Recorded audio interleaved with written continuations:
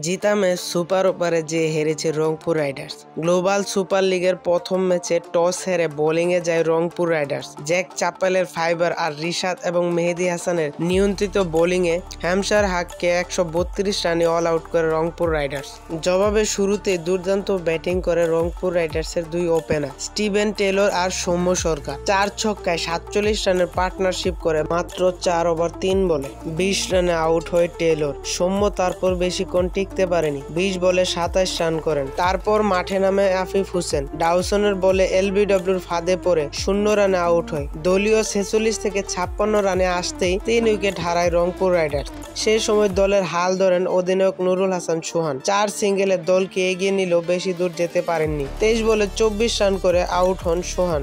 সোহানের পর খুশদিল শাহ চেষ্টা চালায়, কিন্তু তিনিও আউট হয় জয় নিশ্চিতের আগে। শেষ 2 ওভারে যখন প্রয়োজন 10 রানের, শেখ মেহেদী উইকেট হারিয়ে রংপুর রাইডার্স করে ড্র। জিতা ম্যাচ টাইট করে এ যেন বাংলাদেশেরই প্রতিচ্ছবি।